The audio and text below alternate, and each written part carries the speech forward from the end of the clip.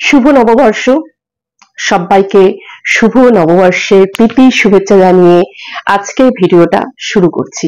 পয়লা বৈশাখ শেষ হতে চলল, সবাইকে শুভ নববর্ষের প্রীতি শুভেচ্ছা জানিয়ে দিয়েছে, আর আমি এখন সব শেষে সবাইকে প্রীতি শুভেচ্ছা জানাতে এসেছি। তো আজকের দিনে ভেবেছিলাম যে আজকে বোধহয় দেবীর কাছ থেকে কোনো রকম কোনো নেগেটিভ ভিডিও আসবে না, কেননা পয়লা বৈশাখের দিন আমরা ছোট থেকে জেনে এসেছি এই দিনটা যা দিয়ে আমরা শুরু করব সারা বছরটাই সেই রকম আমাদের কাটবে। তার জন্য সামান্যতম একটা নতুন জামা হলে এই দিনটাতে কিন্তু সেটা সবাই নেওয়ার চেষ্টা করে, বা বাড়ির বাচ্চাদের একটা, আমরা যখন ছোট ছিলাম একটা টেপ ফ্রক হলেও হাতা কাটা যেই তখনকার দিনে পাওয়া যেত সেটা হলেও কিন্তু কিনে দিত। এই দিনটায় নতুন জামা, স্নান করে নতুন জামা পরবে। মনে আছে এখনো সেই সাদা ফ্রক গুলো হতো, তার মধ্যে সুতোর কাজ করা থাকতো, আবার কখনো কটনের প্রিন্টেড ফ্রক গুলো কিনে দিত। তো তারপরে সন্ধ্যেবেলা মায়ের সঙ্গে যেতাম হালখাতা করতে। সেখানে হালখাতা করতে গেলে সেই তখন ছিল রাসনা টাইপের, রাসনা সেই অরেঞ্জ কালারের যেটা ছিল সেই একটা শরবত দেওয়া হতো। তারপরে তো যা যা মানে ওই হালখাতা করার সেটা করে বাড়িতে আসতাম। তখন অনেকগুলো দোকানে আমাদের কিন্তু হালখাতা করতে যেতাম আমরা। তো মনে পড়ে গেল এই দিনটায় আসলে সেই ছোটবেলার কথাগুলো মনে পড়ে যায়।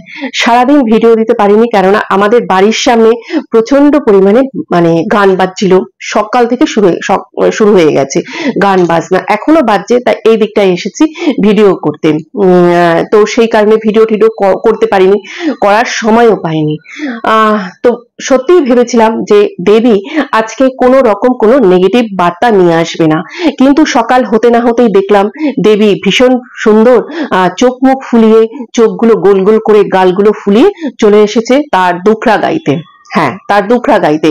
আর বেশ ভালো বোঝা যাচ্ছিল, এত টাকা ঢুকছে, এত টাকা ব্যাংকে ঢুকছে, ডলার ঢুকছে, নিশ্চিন্তে ঘুম হচ্ছে। কেননা যেই ব্যাংক ব্যালেন্সটা তার শূন্য হয়ে এসেছিল, 1 বছর ধরে তার যে ইনকামটা বন্ধ হয়ে গেছিল, এখন কিন্তু তার এই ক্যাচরা বিক্রি করে, ফ্যামিলির ক্যাচরা বিক্রি করে ভালো রোজগার হচ্ছে, আর তার জন্য ভীষণ সুন্দর ঘুম হচ্ছে। তারপরে সেখানে শুনলাম যে ব্রেন ওয়াশ করার জন্য মা আর দিদি নাকি ব্রেন ওয়াশ করতে তার হাজবেন্ডের ঘরে গেছে। এই যে হিরোর ঘরে গেছে। তো সেখানে বলল আমাকে ঢুকতে দেওয়া হয়নি, কেননা দিদি বলেছে, তার ননদ বলেছে যে দেবী থাকলে সে আসবে না কথা বলতে। তো সে যখন এটা শুনলো, শোনার পরে তার তো আর ঘরে থাকা যায় না। কিন্তু সাধারণ আমরা যদি হতাম, এইরকম ধরনের কোনো সমস্যা হয়েছে, তাহলে আমরা কি করতাম? তাহলে আমরা বলতাম যে এই ধরনের যখন কোনো পারিবারিক বিষয় আশয় নিয়ে ব্যাপার, আর ব্যাপারটা যখন আমার সঙ্গেই হচ্ছে, তাহলে আলোচনাটাও আমার সামনে করতে হবে। কিন্তু এতটাই সৎ, এতটাই সততার প্রতীক যে সে সেটা সম্পূর্ণ পরিমাণে সে সেটাকে কোনো রকম কোনো অবজেকশন না জানিয়ে সেখান থেকে বেরিয়ে আসলো। সে যতটা বুঝতে পেরেছে যে মা আর দিদি মিলে ভীষণ পরিমাণে হিরোর তার হাজবেন্ডের ব্রেন ওয়াশ করে দিয়েছে। কেননা সে এটা কিছুটা হলেও বুঝতে পেরেছে হিরোর কথাতে। তারপরে আসলো আমাদের মাসিমা আসলো।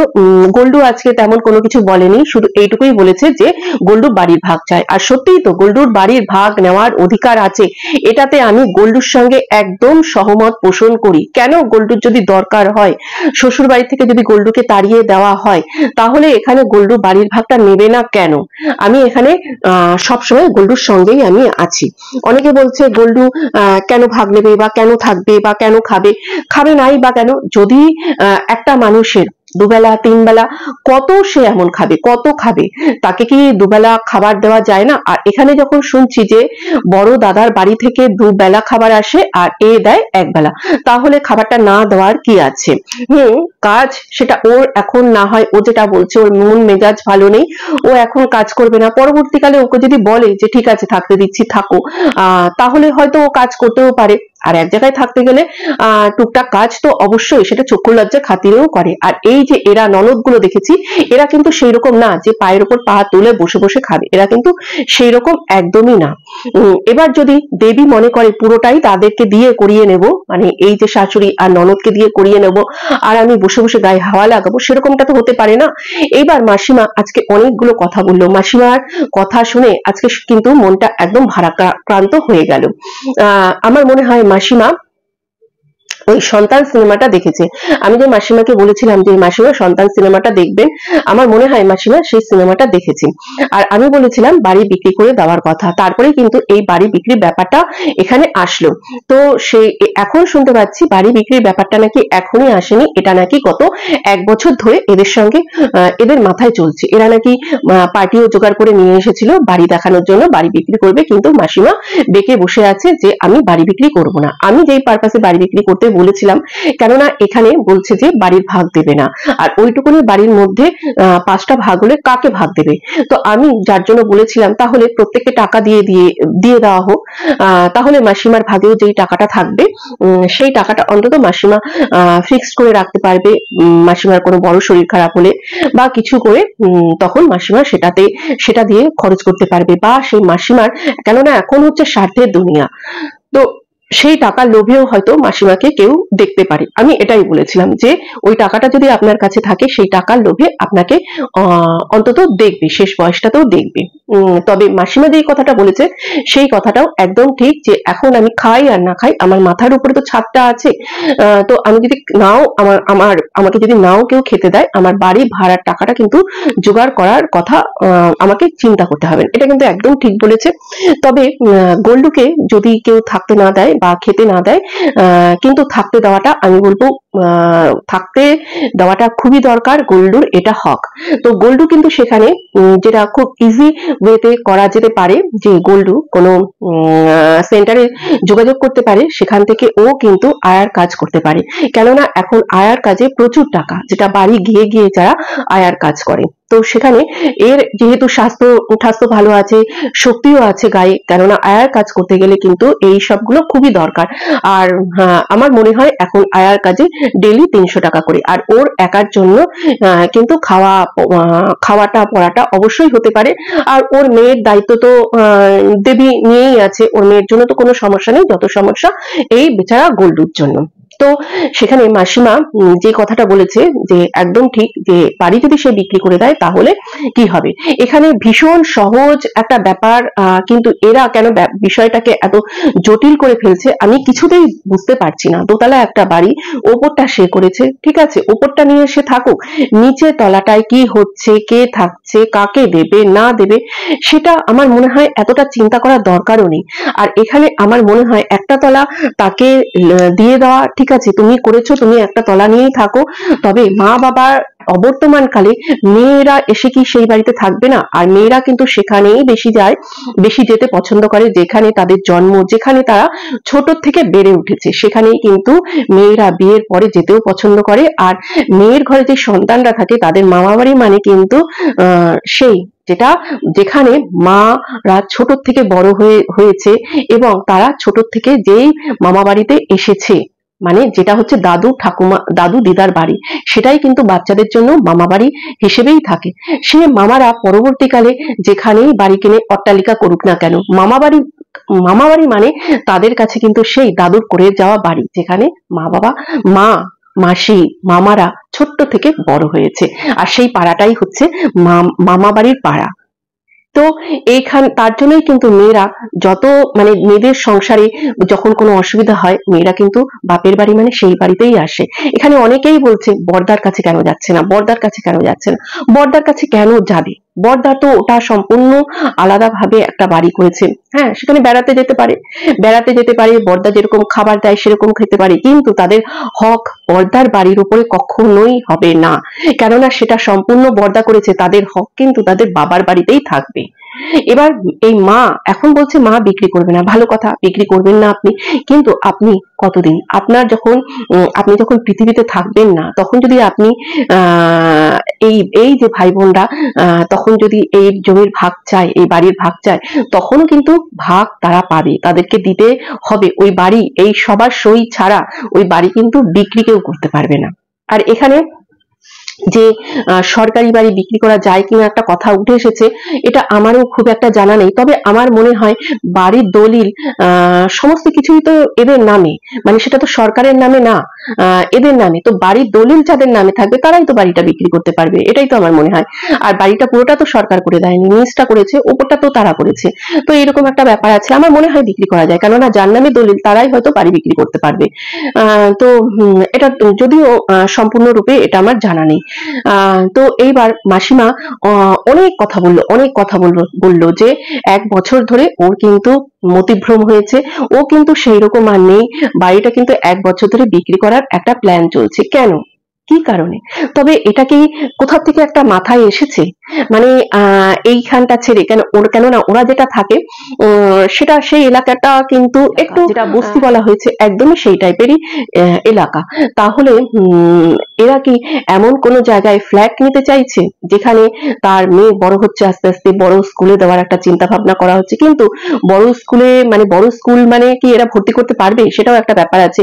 বড় কোনো নামজাদা স্কুলে ভর্তি করতে গেলেও কিন্তু বাবা মার গ্রাজুয়েশন লাগে, তো এরা আমার মনে হয় না সেরকম বড় কোনো স্কুলে ভর্তি করতে পারবে, বা এরা যদি কাউকে ধরে ভর্তি করে সেটাও হতে পারে, বা পয়সা আছে, ডোনেশন, বিশাল পরিমাণে ডোনেশন দিয়ে ভর্তি করতে পারলেও পারতে পারে। কিন্তু এবার সেই রকম স্কুল যেখানে কাছাকাছি, আমি জানি ব্যারাকপুরে খুব ভালো ভালো কিন্তু বড় বড় স্কুল আছে, তো সেখানেই কি এরা কোনো ফ্ল্যাটের ব্যবস্থা করছে বা বাড়ি, কিন্তু এইরকম একটা পেশেন্ট যাদের বাড়িতে আছে, আমার মনে হয় তাদের জন্য বাড়ি, যেটা নিজেদের বাড়ি ভিটা, সেটাই মনে হয় সব থেকে ভালো। ফ্ল্যাটে গেলে যতই লিক থাকুক আর যাই থাকুক, অনেক সময় অনেক রকম কিন্তু প্রবলেম সলভ করতে প্রবলেম থাকে, কেননা আমরা যেহেতু ফ্ল্যাটে আমরা যারা থাকি আমরা সেটা ভালোভাবেই জানি। লিফট যে সবসময় কাজ করবে তা কিন্তু না, কখনো পাম্প খারাপ হয়ে যায়, জলের প্রবলেম হয়। আমার তো সব থেকে ভয় লাগে ভূমিকম্প হলে, তখন আমার মনে হয় মাটিতে থাকাই ভালো, তখন লিফট ইউজ করা যায় না, নিচে নামতেই হয়তো সব শেষ হয়ে যাবে, এরকম একটা ব্যাপার হয়। তাহলে এইরকম একটা অসুস্থ রোগী যে নাকি হাঁটতে চলতেই পারে না, তাকে নিয়ে ফ্ল্যাটে থাকা, তো এইরকম কি একটা পরিকল্পনা হচ্ছে, কেউ কি মাথায় ঢুকিয়েছে, তার জন্যই কি এইরকম ব্যবস্থা? তো প্রথম যেই একটা বুকিং করার জন্য যে একটা অ্যামাউন্ট দিতে হয়, সেটাই কি তোলার এরকম একটা ব্যবস্থা চলছে? তো যাই হোক, সেগুলো তো যদি হয়, এগুলো তো আর লুকিয়ে রাখা যাবে না। যেমনি মা যখন গর্ভবতী হয় সেটাও লুকিয়ে রাখা যায় না, একদিন না একদিন সবার চোখের সামনে ফুটে ওঠে। আর এরা যখন সোশ্যাল মিডিয়ায় আছে, এরাও কোনো কিছু লুকিয়ে রাখতে পারবে না, সেটাও কিন্তু সবার সামনে ফুটে বেরোবে, একদম ফুটে বেরোবে, আমরা সবাই দেখতে পাবো। মুখোশটা তো অলরেডি ছিঁড়ে খসে পড়ে গেছে, আমরা প্রত্যেকেই দেখতে পাচ্ছি কত বড় যে একটা অসভ্য মহিলা, ওই দেবী যাকে বলা হয়েছে, কত বড় একটা অসভ্য, হিংসুটে, মানে তার সঙ্গে আরো যত যত বিশেষণ যোগ করা যায় যোগ করে নিও তোমরা, তো আমরা এখন দেখতে পাচ্ছি। আচ্ছা, মাসিমা আজকে বললেন মাসিমা কচুরি মাসিমা বলেছে, বা এরকম ধরনের কিছু বলেছে, তো আমি জানি না কচুরি মাসিমা কে বলেছে। তো আমি বলবো যদি উনি কচুরি বিক্রি করে সংসার চালিয়েছে, ছেলে মেয়ে বড় করেছে, খুব ভালো করেছে। কেন, উনি তো কোনো মানে চুরি চামারি করে অন্যায় কোনো কাজ করে উনি এসব করেনি, উনি কচুরি বিক্রি করেছে, অনেকেই করছে। আজকে তো যে নাম করেছে, ওই যে মেয়েটি কি জানি নাম, নন্দিনী, সে তো পাইস হোটেল চালিয়ে আজকে কত নাম করেছে, ভাইরাল হয়েছে। আরো এরকম অনেকে আছে, রাজু, পরোটা রাজু বলে এরকম কেউ একজন ভাইরাল হয়েছে। তো তারা তো এই গরমের মধ্যে রান্না করাটা কত বড় যে একটা কষ্টের কাজ, সেটা আমরা যারা গৃহিণী আছি, আমরা যারা রান্না করি, আমরা প্রত্যেকেই জানি। আর এই রান্না করে কারো মুখে যতই টাকা নিয়ে হোক আর যাই নিয়েই হোক, মুখের খাবার জোগান দিচ্ছে, আমি বলবো এটা কিন্তু খুব একটা ভালো কাজ, যে কারো মুখে অন্ন জোগাড় করে দিচ্ছে এই গরমের মধ্যে, খুবই কষ্টের কাজ কিন্তু। আর ওনাদের ওখান থেকে শিয়ালদা কিন্তু অনেকটা দূর, সেই সকাল 4টার সময় ট্রেন ধরা, আর সেই রাত করে বাড়ি আসা, আবার কতটুকুই বা ঘুমানোর সময় পেত, ওইটুকুনি জন্য ঘুমিয়ে আবার সকালে যাওয়া, তার মধ্যে রেডি করে রাখা পরের দিন কি কি নিয়ে যেতে হবে, ছোলা মটর ভেজানো, আলু কাটা, ময়দা মাখা, অনেক কিছু ব্যাপার থাকে। তো এইগুলো উনি করেছে। এবার যারা একদম এই নিচ থেকে উঠে আসা, তাদের কিন্তু অনেক স্বাদ, অনেক আহ্লাদ থাকে, কিন্তু সেইগুলো তারা যখন পূরণ করতে পারে না, তাদের মনের মধ্যে চেপে রাখে। তারা ভাবে আমার সন্তানটা যখন বড় হবে, আমার সন্তানটা আমাকে এটা করে দেবে, আমাকে ওটা করে দেবে, সেটা করে দেবে, এটা ভাবে। কিন্তু ওনার একটা ছেলে যাই হোক, সে সেন্ট্রাল গভর্নমেন্টে যখন চাকরি করে, ভালোই সে চাকরি করেছে। তারপরে এই ভদ্রমহিলা কিন্তু খুব বুদ্ধিমতী আর খুব কি বলবো, টাকা পয়সা রাখার মতন মেন্টালিটি এনার ছিল। না হলে ওই রকম কাজ করে এতগুলো ছেলে মেয়ে নিয়ে যে এই যে টুকটুক করে বাড়ির জন্য দরজা জানালা, ইট বালি সিমেন্ট কিনে রেখেছিল, এইগুলো করা কিন্তু চারটিখানি কথা না। এর জন্য ওনাকে কিন্তু হ্যাটসঅ্যাপ দেওয়াই দরকার। উনি এইগুলো কিন্তু করেছে। এইবার উনি যেটা বলেছে যে এরা মানে দেবী যখন টাকা পয়সা প্রচুর পরিমাণে ইনকাম করেছে, মানে যেখানে ওর 50 টাকা ইনকাম করার ক্ষমতা ছিল না, সেখানে ও মানে লক্ষ লক্ষ টাকা ইনকাম করেছে, লক্ষ লক্ষ। তো সেই টাকা পেয়ে ও কি করবে কি করবে না ভেবে উঠতে পারছিল না। তার জন্য মাসে 4-5 বার 300-350 টাকা দামের বিরিয়ানি খেয়েছে, আর কিনা করেছে, গয়না বানিয়েছে, বাড়ি করেছে, জুতো কিনেছে, ব্র্যান্ডেড সব জামা কাপড় কিনেছে, কি না করেছে। হ্যাঁ, তার জন্য ও ব্যাংক ব্যালেন্স করতে পারেনি। এটা ওদের কথা, মানে মাসিমার কথা। তো আমার মনে হয় না যে একদমই করতে পারেনি, করেছে। আমার মনে হয় করেছে, কেননা অনেকের মুখেই শুনছি যে ফেসবুকের টাকাটা এরা নাকি ধরতো না, এটা ও নিজেই বলেছে। তো সেটা আমি শুনিনি, অনেক ক্রিয়েটারের মুখে এটা শুনছি। তাহলে তারা নিশ্চয়ই মিথ্যে কথা বলবে না, তারা এটা শুনেছে বলেই ইয়ে করেছে, মানে বলেছে তাদের ভিডিওতে। তো এখানে যেটা মাসিমা বললো যে যখন সোনার বালা বানিয়েছে, মাসিমাকেও দুটো সোনার বালা বানিয়েছে। তো বালা মানে আমি যে খুব একটা ভালো করে লক্ষ্য করেছি সেটা না, তবে ওনার হাতে দুটো চুড়ি টাইপের দেখতাম, সেই কি বলবো ওটাকে, এই ত্রিভুজ টাইপের উঁচু টাইপের যে চুড়িগুলো ছিল না, ওগুলোকে কঙ্কন না কি জানি একটা বলে, কঙ্কন টাইপেরই বোধহয় কিছু একটা বলে, যেটা নাকি পাতটা বোধহয় হয় ব্রোঞ্চের উপরে, আর উপরে হচ্ছে দুটো ইয়ে পাতের মতন কঙ্কন টাইপের, ওটা সবসময় মনে হয় পরে থাকতো। তো সেইগুলো ওনাকে দুটো বানিয়ে দিয়েছিল হাতে পরার জন্য। তারপরে সেইগুলো পরে উনি কাজ করেছে, বাসন মেজেছে, রান্না করেছে, বা রান্না করতে গেলে মশলা টশলাও হয়তো বেটেছে, তখন ক্ষয়ে গেছিল। আর দেখবে সবসময় কিন্তু পরে থাকলে এইগুলো ক্ষয়ে যায়। আমারও একটা বালা আমি সবসময় পরে থাকতাম ডান হাতে, তো সেই বালাটা সবসময় পরে থাকতে থাকতে, বা তখন আমি না, কেন এই ব্যাপারটা আমি বলছি, আমি তখন শিলনোড়াতে মশলা করতাম, আর সেই ঘষা লেগে যতই আমি হাতের উপরে এরকম চুড়িটা তুলে দিই, মানে বালাটা তুলে দিই, এটা না খুলে যেত, আর এরকম যখন মশলা করতাম এই ঘষা লেগে লেগে ওখান থেকে না উঠে গেছিল। তো তারপরে বালাটা আবার ভেঙে আমি করে রেখেছি, আমি আর সবসময় পরে থাকি না। তো উনিও এই কাজ করতে করতে ওনার সেটা ক্ষয়ে গেছিল, আর উনি বলেছে তখন ওনার ঘরে রাজমিস্ত্রিরা প্রচুর কাজ করতো, প্রচুর তাদেরকে খাওয়া দাওয়া হ্যান ত্যান বাসন কোসন হতো। তো এইসব করতে করতে সেটা নষ্ট হয়ে গেছিল। তখন তো উনি কি করেছিল না, উনি তখন ওনার যে দেবী আছে সেই দেবীকে উনি দিয়ে দিয়েছিল। তো উনি বলেছিল আর বানিয়ে দিতে হবে না, তো দেবীও আর সেটা দেয়নি, উনি রেখে দিয়েছিল, দেবীর কাছে রেখে দিয়েছিল। তো মেয়ের বলেছে মেয়ে যখন ইয়ে হবে, মানে দিদা বলেছে মেয়ের যখন লাগবে, মানে বিয়ে থা যখন হবে গয়নাগাটি বানাবে, ওটা ভেঙে বানিয়ে দেবে। কিন্তু আমার কথা, ওই দুটোকে ভেঙে একটা মোটা বানিয়ে দেওয়াই যেতে পারতো, যেখানে ওনার অত শখ। মানে দেখো, মেয়েদের কিন্তু সোনার একটা শখ থাকেই, কেউ বলুক আর কেউ মানে কেউ প্রকাশ করে আর কেউ প্রকাশ করে না, কেননা যার সামর্থ্য নেই সে কিন্তু প্রকাশ করে না, যার আছে সে কিন্তু বলে। তো মেয়েদের মধ্যে এই জিনিসটা কিন্তু মানে একদম মৃত্যুর আগে পর্যন্ত থাকে, যে একটা সোনার একটা ইয়ে বা কিছু। তো এনারও আছে। তো সেই কথাটা বলতে বলতে আজকে কিন্তু উনি মানে ওনার যে ভেতরের যে কষ্টটা ওনার চোখে ফুটে উঠেছিল, ওনার চোখে ফুটে উঠেছিল।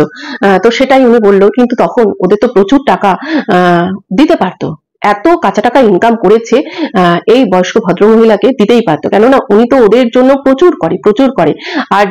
আর যাকে দেখিয়ে আজকে এর এত রমরমা, মানে ইউটিউবের বাজার, যাকে বিক্রি করে এত রমরমা, তাকে কিন্তু বাঁচিয়েছে ইনি, মানে সর্বস্ব দিয়ে ট্রিটমেন্ট করিয়ে, যা কিছু সমস্ত কিছু করিয়েই কিন্তু বাঁচিয়ে রেখেছে। তো ওই যে মানে ওনার ছেলে যদি আজকে না থাকতো, ওরা তখন যদি না ওই ট্রিটমেন্টটা করাতো, তাহলে কিন্তু এ আজকে কোথায় থাকতো, এ আজকে যে এতগুলো টাকা ইনকাম করতে পারতো না। কিন্তু সেখানে মাকে ওইটাও দেয়নি। আবার আমি উনি এতটাই বুদ্ধিমান, এই যে বয়স্ক ভদ্রমহিলা আমি দেখেছি এতটাই বুদ্ধিমান, উনি তো ওটা না দিয়ে উনি ওই সোনাটুকু, ভাঙা সোনাটুকু ওনার নিজের কাছেও রেখে দিতে পারতো। যে তাহলে কিন্তু পরবর্তীকালে ওই সোনাটা ওনার মেয়েরা যদি চাইতো তারাই নিতে পারতো, তাই না? আমি এরকম অনেক জায়গায় দেখেছি যে ছেলে করে দেওয়ার পরেও সেই জিনিসটা মেয়েরা নেয়, এরকম অনেক জায়গায় আমি দেখেছি। কিন্তু এখানে উনি এতটাই সৎ, এতটাই বুদ্ধিমান যে ওই সোনাটুকু উনি দিয়ে দিয়েছে। এখানে উনি এটাও করতে পারতো যে মেয়েদের কাছে ওই সোনাটা দিয়ে মেয়েদেরকেও বলতে পারতো যে তোরা একটু একটু করে দিয়ে ওইটা আমাকে বানিয়ে দে, আমি আবার হাতে দিই, আমার হাতটা খালি। সেইটাও কিন্তু উনি করেনি। আবার এখানে দেখলাম আমরা যে উনি যখন হাত ভেঙেছে তখন ওনার ওই বৌমা কিন্তু এসে দেখেনি, মানে যাকে আমরা এতদিন শুনেছি দেবী, দেবী সবার জন্য করে, দেবী সবার জন্য করে, কি না করেনি দেবী? আমরা প্রত্যেকে মানে আমাদের দেখানোর চেষ্টা করেছে, তার জন্যই তো সে দেবীর তকমাটা পেয়েছে। তো যাই হোক, এখানে যখন শাশুড়ি মায়ের হাত ভেঙে গেছে তখন দেবী কিন্তু তাকে একটু মাথাটা আছড়ে দিতেও আসেনি। দেবী এতটাই সারাদিন ব্যস্ত থাকে, তার জন্য কি করেছে ওই বাচ্চা মেয়েটা, যে নাতনি বাচ্চা মেয়েটা, সেই কিন্তু চান করানো থেকে শুরু করে সমস্ত কিছু, কাপড় জামা কেচে দেওয়া থেকে শুরু করে, কাপড় জামা পরিয়ে দেওয়া থেকে শুরু করে, মাথা আঁচড়ানো, মাথা মোছা, মাথায় শ্যাম্পু করা, তেল লাগানো, চুল বাঁধা, সমস্ত কিছুই করে দিয়েছে বাচ্চা মেয়েটা। কেননা ও এখন মাধ্যমিক দেবে, আর যখন হয়েছে তখন তো আরোই ছোট বাচ্চাই বলা যেতে পারে, সে যতই পাকা পাকা পাকা রিলস করুক না কেন, ও কিন্তু ছোটই। তো যাই হোক, সেগুলো করিয়ে দিয়েছে। এবার শাশুড়ি মাও কিন্তু এখানে দেবীর দোষটা চাপা দেওয়ার চেষ্টা করেছে, কিন্তু চাপা দিলে কি হবে, আমরা তো আছি, যেখানে যেখানে চাপা দেবে সেখান থেকে বের করে নিয়ে আসবো। যে ও করবে কি, ও তো আমার ছেলেকে করাতেই সময় চলে যায়, আবার আমার কি করাবে? আচ্ছা, ওখানে তো মানে ছেলেকে কি সারাদিন বাথরুমে নিয়ে যাওয়া, বাথরুম করিয়ে দেওয়া, সবকিছু করিয়ে দেওয়া সারাদিন ধরে কি করাতে হয়? সারাদিন ধরে তো করাতে হয় না, একটা টাইমে কিন্তু নিজে এসে ঠিক কিছু না আপনার যেটুকু করার করিয়ে দেওয়া যেতে পারতো, তাই না? ইচ্ছা থাকলে করা যেতে পারতো। তো এইটা তো হলো আপনাকে চান করানো বা জামা কাপড় কেচে দেওয়া বা মাথা আঁচড়িয়ে দেওয়া, এইগুলো করেন। কিন্তু আমরা তো দেখেছি আপনি যখন হসপিটালে ছিলেন তখন আপনাকে একটা দিনের জন্য দেখতে যায়নি, একটা দিনের জন্য আপনাকে দেখতে যায়নি। তো যাই হোক, এগুলো আমরা দেখেছি, কত আর ঢাকা চাপা দেবেন, আমরা সবই দেখেছি। তবে আপনি ঢাকা চাপা না দিলেও আপনার কিচ্ছু করার নেই, এটা আপনি বাধ্য ঢাকা চাপা দিতে। যে যে মানে চাপের মধ্যে আছেন, মুখ দেখলেই বোঝা যাচ্ছে, ভীষণ ভাবে বোঝা যাচ্ছে যে কি চাপের মধ্যে আছেন। কেন এটা আমি বলছি, মুখ থেকে বেরিয়ে গেছিল আপনার, আবার সেটাকে ঢোক গেলে নিয়ে অন্য কিছুতে আপনি বলে দিলেন। তো এইখানে যে হিরো কিন্তু বেশ চাপের মধ্যে আছে। এখানে হিরো বা হিরোর বাড়ির লোক ভালোভাবে জানে যে এ আছে বলেই কিন্তু এই যে বাথরুমে নিয়ে যাওয়া ঠাওয়া গুলো, এইগুলো কিন্তু করতে পারছে। এ যদি এ হয়তো হয়তো আমার মনে হচ্ছে সারাক্ষণ ধমকি দিতে থাকে, বাড়িতে সারাক্ষণ ধমকি দিতে থাকে যে আমি যদি চলে যাই, আমি চলে যাব, আমার কথা মেনে না কাজ করলে আমি চলে যাব, হয়তো এগুলোই বলে বেড়ায়। তখন তোমাকে কে দেখবে, তোমাকে কে বাথরুমে নিয়ে যাবে, তোমাকে কে এইটা করবে, কে ওইটা করবে, কে সেইটা করবে, এই যে পয়সাগুলো আমি রোজগার করছি তখন পয়সাগুলো কে পাবে, তো এই খাওয়ান দাওয়ান গুলো কোথা থেকে আসবে, এই সমস্যাটা কিন্তু সব সময় এদেরকে আমার মনে হয় ধমকি চমকি দিতে থাকে। তার কারণে এরা বাধ্য হয়ে আজকে এই সমস্তগুলো করছে, আর এরা করবেও। কেন বলছি, আজকে মাসিমা একটা কথা বলতে বলতে আবার ঢোক গলিয়ে নিয়ে অন্য কথায় চলে গেল, যে বাড়িটা যদি বিক্রি করে দিই, খেয়াল করবে জায়গাটা, বাড়িটা যদি বিক্রি করে দিই তবে আমি আমার ছেলে নিয়ে ভাড়া বাড়িতে গিয়ে উঠবো, আমার এই পঙ্গু ছেলেকে নিয়ে, অসুস্থ ছেলেকে নিয়ে ভাড়া বাড়িতে গিয়ে আমি কি করে থাকবো? পরবর্তীকালেই বলে যে ছেলে বউ নাতনি নিয়ে গিয়ে, বুঝতে পেরেছো? ছেলে বউ নাতনি নিয়ে গিয়ে ভাড়া বাড়িতে আমি কি করে থাকবো? তাহলে এখানে কি ভেতরে ভেতরে কোন রকম চাপ দেওয়া হচ্ছে যে বাড়ি বিক্রি করে দিয়ে আমি যেই টাকাটা খরচা করেছি সেই টাকাটা আমাকে বুঝিয়ে দাও, আমি এখান থেকে চলে যাব, আর তোমরা তোমাদের মতন বুঝে নাও ব্যাপারটা। না হলে মাসিমা হঠাৎ করে মুখ ফসকে এই কথাটা কেন বলে দিল, আমি আমার অসুস্থ ছেলে নিয়ে গিয়ে ভাড়া বাড়িতে কি করে থাকবো? তোমরা এই কথাটা কে কে খেয়াল করেছো ভিডিওতে? আমি কিন্তু খুব ভালো করে কথাটা খেয়াল করেছি, আর কথাটা আমার ভীষণ কানে লেগেছে। তাহলে কি এই থ্রেট দেওয়া হচ্ছে যে আমি বাড়ি ছেড়ে চলে যাব, আমি আর আমার কথা মতো না চললে আমি আর এই বাড়িতে থাকবো না? আমার কথা মতন তোমাদেরকে সবাইকে চলতে হবে। আমি যেই ভাবে বলবো তোমাদের সবাইকে সেই ভাবে চলতে হবে। আমার কথা মতন উঠতে হবে, আমার কথা মতন বসতে হবে। তোমরা কে কে এই ব্যাপারটা খেয়াল করেছো? তো এই দেবী এখন সব সময় বলছে যে আমি আমার বাড়ির জন্য কিচ্ছু করিনি, আমার মায়ের জন্য কিচ্ছু করিনি, আমার বোনদের জন্য কিচ্ছু করিনি, কিন্তু এদের জন্য আমি প্রচুর করেছি। কিন্তু কখন করেছো? আবার তোকে তুমি বলছি, উফ, ভুলে যাই তুই কি জিনিস। কখন বলেছিস? যখন তোর হাতে প্রচুর পরিমাণে টাকা পয়সা এসছে, এখন তুই এই কথাগুলো বলছিস। কিন্তু যখন তুই তোর মা বাবার নাক কান কাটিয়ে পালিয়ে চলে এসেছিলি, তখন কিন্তু এই যে ভদ্রমহিলা আজকে কেঁদে ভিডিওটা করেছে, দুঃখ প্রকাশ করেছে, সেই তোকে দেখেছে, আর আজকে তোর বাবা মায়ের কথা মনে পড়েছে। খুব ভালো কথা। তো আজকে তারপরে এই ভদ্রমহিলার মানে এই মাসিমার আরেকটা জিনিস আমার সব থেকে ভালো লাগলো, যখন দেবী ছেড়ে ছুড়ে দিয়ে চলে এসেছিল বিয়ে করবে বলে, মানে বাড়ি থেকে ভেগে চলে এসেছিল বিয়ে করবে বলে। মানে আমি এখনো এই ব্যাপারটা বুঝতে পারি না যে ওই টাইমে কি এমন ছিল যে কোন কারণে বাড়ি থেকে ভেগে এইরকম একটা ছেলেকে বিয়ে করার জন্য চলে এসেছিল। কি কারণ ছিল আমি এখনো বুঝতে পারি না।